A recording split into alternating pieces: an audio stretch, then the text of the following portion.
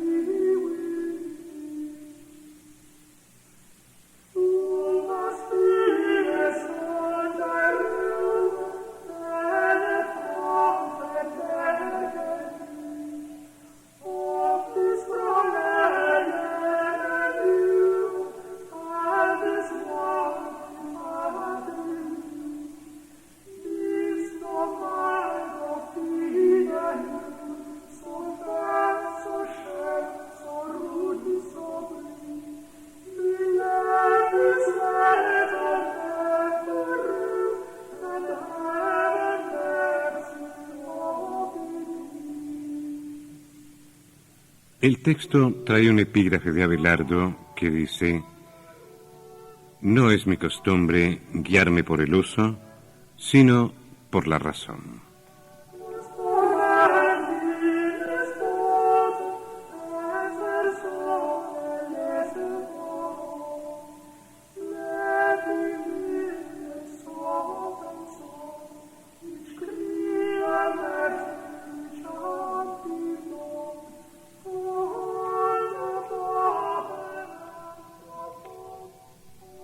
Cuando Abelardo regresó a París, después de sobrevivir 6 años entre monjes muy bárbaros, empezó a comprobar que el calidoscopio de los acontecimientos había cambiado sensiblemente, pues nuevas y poderosas energías agitaban la vida de su siglo. Los beneficios económicos y militares de la primera cruzada civilizaron las costumbres, afianzando la autoridad del papado. El pontífice Papareschi, quien tomó el nombre de Inocencio II, tenía de su parte a todo el clero francés, cuyos campeones luchaban contra el cisma que dividía la Iglesia en la persona del antipapa Anacleto, hechura del emperador Lotario. Como Roma se encontraba en poder de las tropas imperiales, Inocencio viajaba por tierra de Francia, sosteniendo entrevistas con el rey y el príncipe heredero, visitando las escuelas de Chartres o alojándose con su séquito en la abadía de San Dionisio. 2 poderosos abades sostenían en alto la tierra de Inocencio: Suger, el inmediato superior del filósofo, y Bernardo de Claraval, cuya voz clamaba por la reforma de la Iglesia. Ambos fueron personalidades de primera magnitud en la historia de aquellos tiempos tumultuosos y brillantes. Ambos, especialmente Bernardo, contribuyeron a sembrar de abrojos los últimos años del gran pensador.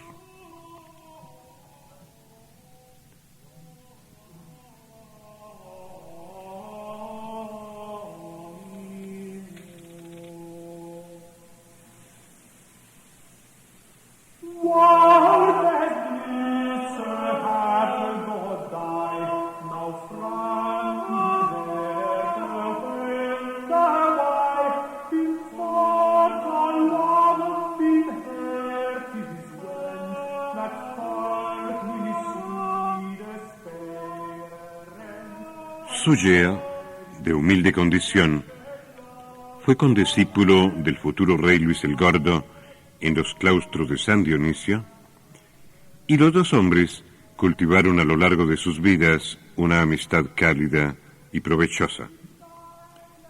Apasionado por las crónicas, Suger confesó haber pasado su juventud leyendo polvorientos manuscritos en los archivos de la abadía para documentarse sobre la historia del reino. Destacado hombre de letras y escritor torrencial, muy pronto empezó a tener figuración en la diplomacia de su monasterio, representando a aquella prestigiosa comunidad en diversos concilios y sínodos. En 1122, cuando estaba en Roma como delegado de Francia ante la Santa Sede, fue elegido abad de San Dionisio, y desde entonces comenzó a manifestar su ascendiente al lado del rey, de cuyas ambiciones fue un convencido intérprete. Continuando una vieja tradición, Suger puso su abadía al servicio del monarca francés, con sus riquezas y todas sus poderosas influencias.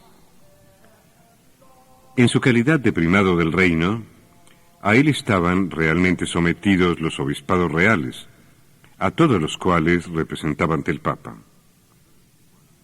Político muy avisor, desde el año 1127 promulgó una reforma entre sus monjes, inspirada en los ideales de Bernardo, cuya santa palabra criticó las costumbres principescas y los refinados manjares de sus mesas.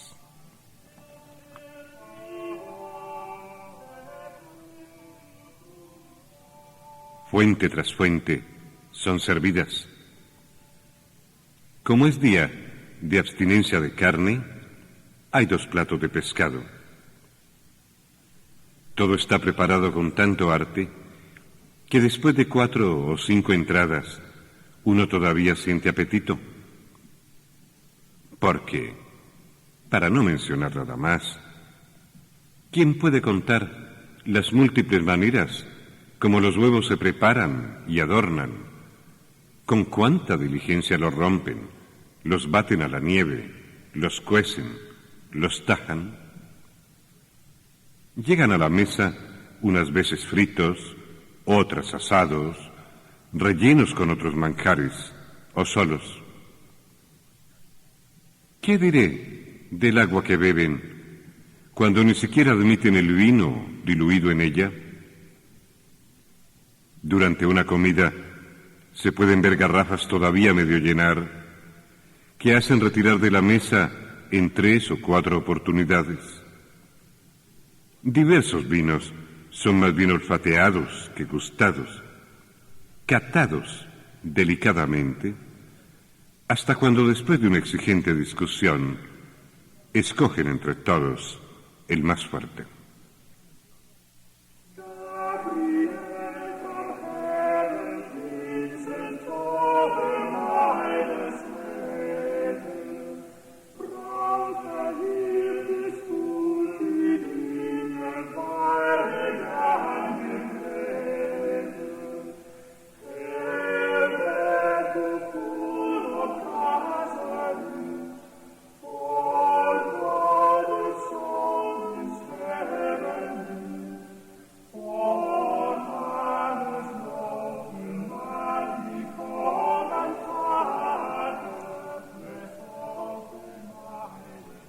Bernardo clamaba contra la ostentación y el lujo de la iglesia. En su abadía de Claraval se vivía con humildad y pobreza, arrancando a fuerza de trabajo los frutos de la tierra, en medio de la soledad de los campos y la paz del silencio.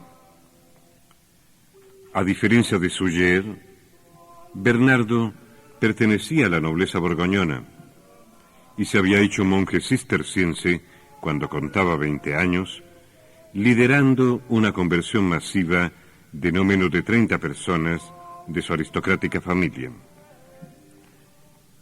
Cuando Hugo de Champaña donó al Cister nuevos terrenos en el Valle de Asanta, Bernardo pudo construir su propia abadía, Claraval. Fue el comienzo de un fenómeno de poderío material que sobrepasó las fronteras de Francia y cuyas repercusiones económicas y doctrinarias ejercieron una influencia decisiva en la historia de la Europa cristiana. Georges Duby, el gran medievalista francés, escribió en uno de sus libros lo siguiente. Bernardo de Claraval luchaba contra todo, contra los monjes de antigua observancia, contra los cardenales ávidos, contra los filósofos y los humanistas, contra los reyes incestuosos, contra los caballeros a quienes gustaban demasiado el amor y la guerra. Luchador infatigable, intratable, imposible, que se arrastraba enfermo hasta los 4 rincones de la cristiandad para moralizar. Ninguna imagen muestra los rasgos de su rostro. No tenemos de él más que palabras, tonantes, multitud de folletos y sermones cuyo texto se habían encargado los copistas de difundir por todas partes. Durante una generación fue Bernardo la conciencia exigente de la cristiandad. Conocía el mundo. Había vivido 20 años como hijo de caballero antes de convertirse y entrar con una banda de allegados en el monasterio más austero en Citeaux. Había tenido tiempo de percibir esa nueva forma de corrupción cuyo agente es la moneda. Por eso llamaba a despojarse cada vez más, criticando especialmente a los monjes de Cluny por el gusto excesivo que manifestaban hacia el lujo y la comodidad, proponiendo otro estilo de vida monástica, otro estilo de arte monástico, el cisterciense.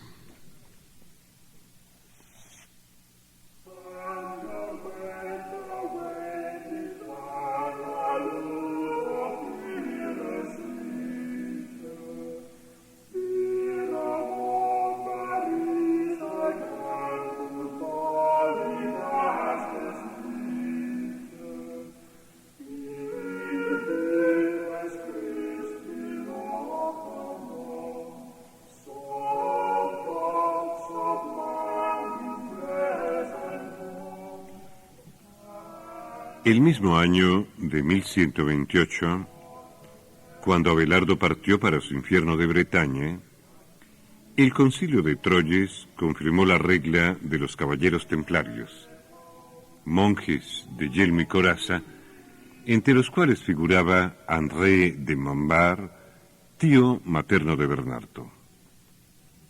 Al lado de la milicia del cielo, la Iglesia de Roma disponía de su propia hueste armada aquí en la tierra.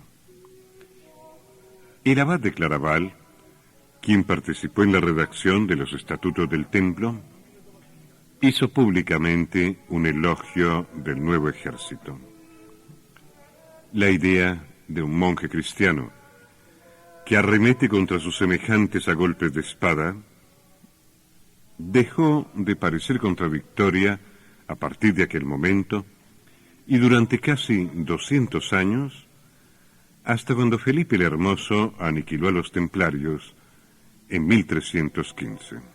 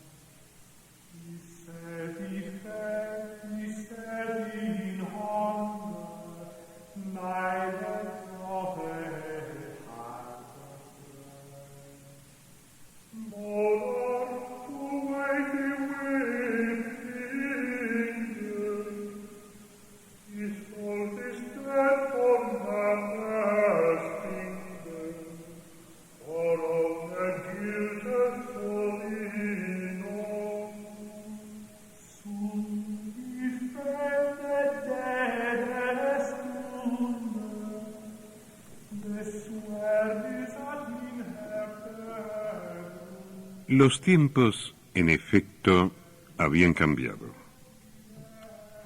París, con el reciente acceso al trono del rey Luis VII y sus nupcias con Leonor de Aquitania, tenía un aire bastante más cosmopolita y rebosaba de trovadores y juglares. El abad Suger enterró a Luis el Gordo con todas las solemnidades en su iglesia y se retiró a la biblioteca a escribir sus memorias, vale decir, la biografía del monarca, que fue también su amigo. Desapareció momentáneamente de la escena política porque empezó a darle forma a una de las transformaciones artísticas más maravillosas de la arquitectura europea, el estilo gótico. Bernardo orientó la predicación de su reforma contra los monjes de Cluny, la aristocrática abadía fundada en los primeros años del siglo X por Guillermo, un piadoso duque de Aquitania. La orden era enormemente poderosa y dominaba el camino de la Oca, los multitudinarios senderos de peregrinación que conducían hasta Santiago de Compostela. Sus monjes amaban el ceremonial litúrgico y lo salmodiaban con elegancia, aunque sin mucha devoción. Como casi todos pertenecían a la nobleza, disfrutaban de la belleza del mundo y los placeres de la vida dentro de sus mismos recintos monásticos. No era gente letrada, a pesar de lo refinado de sus costumbres, y se encontraba entre ellos a muy pocos santos. Los cluniacenses gustaban del boato y patrocinaban un arte, el románico, cuyo fin principal era impresionar los sentidos por medio de la expresividad y el cromatismo. El pueblo se movía entre aquellas imágenes sobrecogido y temeroso. Dios Padre, en lo alto, vestido con toda majestad, casi aplastaba las representaciones de los apóstoles, los profetas y los bienaventurados, dejando muy limitado espacio para la resurrección de los cuerpos en el juicio final. Además, aquellas iglesias tenebrosas y frías no podían transmitir la gloria del Hijo, el Dios que había resucitado de entre los muertos.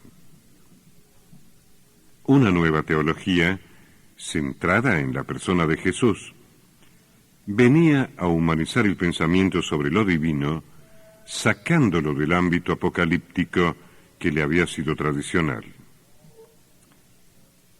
Y la voz de Bernardo se alzó entonces para condenar el arte de Cluny. ¿Qué vienen a hacer en vuestros claustros,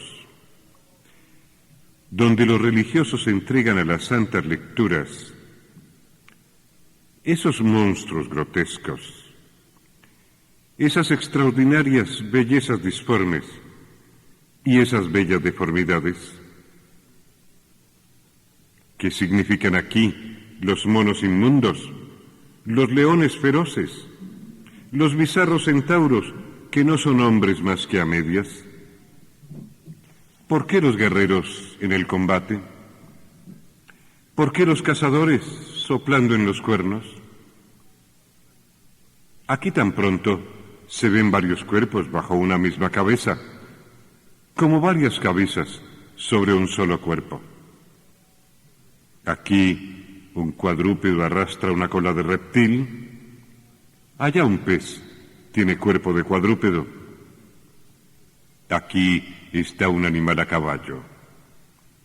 En fin, la diversidad de estas formas parece tan múltiple y tan maravillosa que se descifran los mármoles en lugar de leer los manuscritos. Se ocupa el día contemplando esas curiosidades en lugar de meditar la ley de Dios. Señor, si no se enrojece ante estos absurdos, que se le aumente al menos lo que han costado.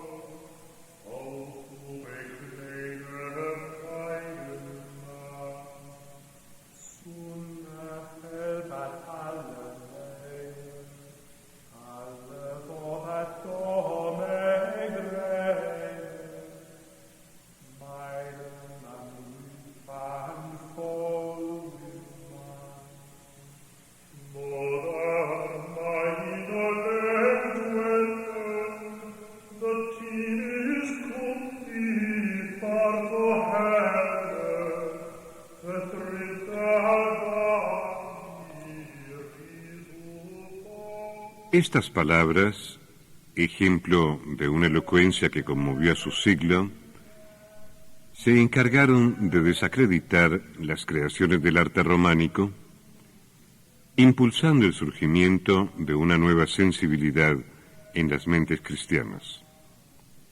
El gótico empezaba a nacer, imponente y espiritual a un tiempo, abriendo sus hermosas vidrieras a la más pura luminosidad. Las pesadas iglesias donde imperaban las tinieblas se dieron el paso a la aparición de otro modelo de templo y de claustro, en el cual se manifestaba un estilo que será siempre una de las creaciones más admirables del genio de Francia. Siguiendo modelos arquitectónicos de Normandía y Borgoña, el abad Suger se propuso reconstruir la iglesia abacial de San Dionisio, interpretando en bóvedas y arcos de piedra la teología mística del Areópagita, muy viva en los cerebros más evolucionados de aquel tiempo. Los comentarios de Hugo de San Víctor al libro de las jerarquías celestiales proponían desde el año 1137 una filosofía de la belleza cargada de pensamiento esotérico, que es la que va a manifestarse de manera deslumbrante en la arquitectura y demás artes del gótico. Los primeros ensayos se hicieron en Chartres, cuya escuela consideraba los números y la geometría como emanaciones perfectas de la voluntad del gran arquitecto del universo, gracias a las cuales se podía interpretar toda la armonía del cosmos. Si el mundo físico era el palacio que Dios se había construido, la catedral gótica sería la morada celestial que el hombre ofrecía ahora al Creador. Y de acuerdo con el pensamiento del Areópagita, para quien la luz era la manifestación visible de lo divino, las mismas construcciones darían testimonio de esa claridad inefable. La bóveda de crucería, el arco apuntado o las policromadas vidrieras, conjugándose simbólicamente gracias a una prodigiosa ciencia de la armonía y la proporción, fueron los elementos constitutivos de las nuevas iglesias, verdaderos teoremas del resplandor y metáforas de la transparencia, donde empezaron a representarse los misterios del Hijo, la segunda sagrada persona de la Trinidad. No fue esquivo Abelardo a la fascinante aventura estética de su época, pues en su libro de teología se ocupa también de la construcción de la iglesia cristiana, para cuyas dimensiones recomendó las arcanas medidas del templo de Salomón. Sin embargo, como eminente músico que era, pensaba asimismo que las proporciones del edificio sagrado debían ser las que se encuentran en las armonías musicales. En su magnífico libro sobre la catedral gótica, el profesor von Simpson anotó lo siguiente: Abelardo es, que yo sepa, el primer escritor medieval en sugerir que las proporciones del templo eran las de las consonancias musicales, y que era esta perfección sinfónica lo que hacía de él una imagen del cielo. El pasaje en cuestión refleja de forma harto reveladora la influencia de la cosmología platónica sobre la escatología cristiana del siglo XII. La descripción bíblica de la ciudad celestial está impregnada y transfigurada por la visión de una armonía inefable. La contemplación mística de la época parece hallarse, no menos que su especulación filosófica, bajo el hechizo de una experiencia esencialmente musical. En los aspectos estéticos, técnicos y simbólicos de su traza, el primer gótico se halla íntimamente ligado a la metafísica de la medida, número y peso, y trata de encarnar la visión desvelada por primera vez por los platónicos de Chartres, los cuales, no satisfechos con la mera imagen de la verdad, insistían en la aplicación práctica de sus leyes.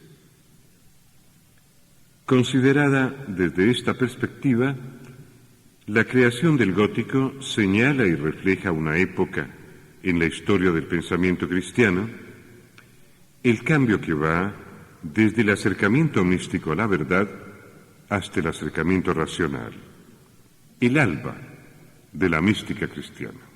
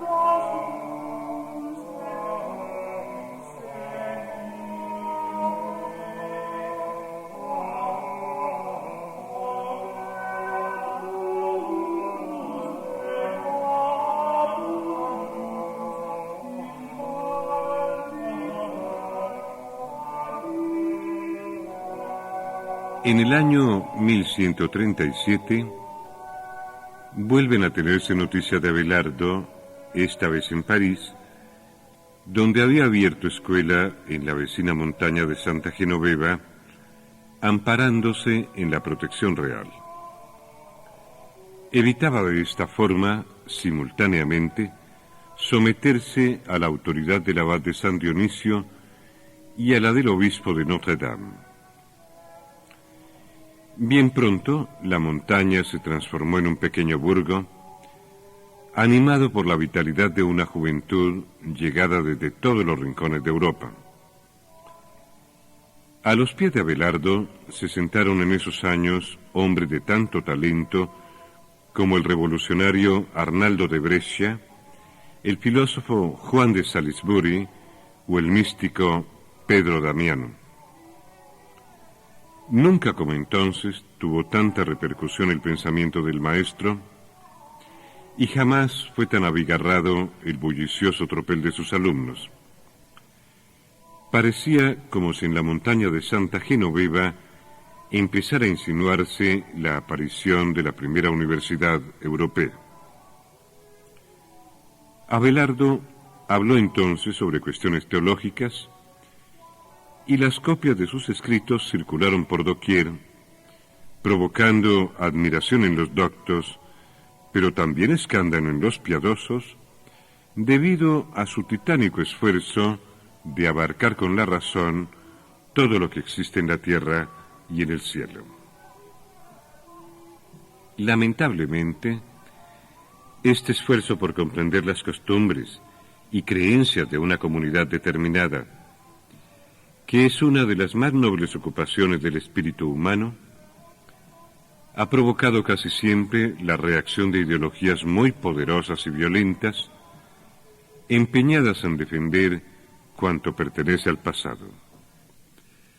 Aun cuando los clérigos irían a acusarlo nuevamente de meditar y difundir errores contra la Trinidad, la verdadera piedra de escándalo fue un pequeño opúsculo de filosofía moral en el cual Abelardo expuso su concepción sobre la naturaleza del pecado.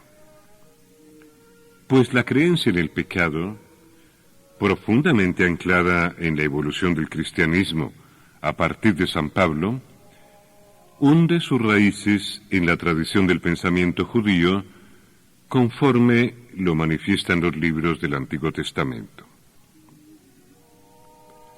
Para Abelardo, el pecado consistía en despreciar a Dios de manera consciente, y eran muy pocos los hombres con el suficiente conocimiento del mal como para conmover la omnipotencia divina con su desprecio. No era pues el pecado cosa del cuerpo, sino del alma, centro de toda razón, la única que puede consentir en ofender deliberadamente a Dios. Con toda naturalidad e inocencia, goza el cuerpo del placer que le ofrecen sus sentidos. Pero solo el alma tiene la capacidad de convertir esa delectación en una ofensa al Creador. En estas circunstancias, pecar es una acción extremadamente rara, pues muy contadas personas, en el momento de disfrutar un placer, tienen en su conciencia el propósito de despreciar también a la divinidad. Ninguna delectación de la carne, escribe Abelardo, ha de ser considerada pecado, y no se ha de culpar a quienes se deleitan en aquello cuya realización produce necesariamente un placer. El pecado requiere que se tenga de él una conciencia muy penetrante. Los soldados que ejecutaron a Cristo, por ejemplo, no pecaron, pues para ellos aquel hombre no era Dios, sino un reo de la justicia romana. Y tampoco pecan los llamados infieles. Si alguien no cree en el Evangelio o en Cristo, porque no llegó hasta él la predicación, ¿qué culpa se le puede atribuir en este caso por no creer? Y en la esfera social, tampoco comete adulterio el hombre que yace con una mujer, si él mismo ignora por completo que es casada. De esta manera, el pecado solamente es posible cuando se conoce racionalmente el mal, y el alma obliga entonces al cuerpo a llevarlo a cabo en la realidad. La relación que se establece entre el pecador y su Dios solo puede ser juzgada por la divinidad misma, pues Dios no pesa las obras que se hacen, sino el espíritu con el cual se hacen. Y el mérito o la gloria no están en la obra misma, sino en la intención del que obra. Por primera vez en la historia del pensamiento occidental, Abelardo proponía al mundo cristiano una ética de la intencionalidad.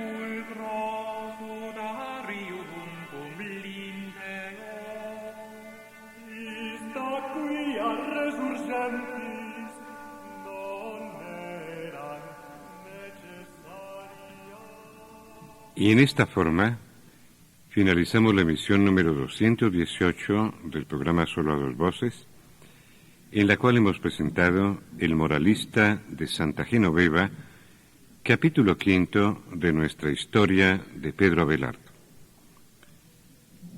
A lo largo del programa se escuchó música del año 1200, interpretada por la Schola Cantorum Basiliensis bajo la dirección de Thomas Benckle. Eduardo López Jaramillo en la realización y locución y Mauricio Cardona en la edición y grabación del programa. Agradecemos su gentileza y nos despedimos muy cordialmente hasta una próxima oportunidad.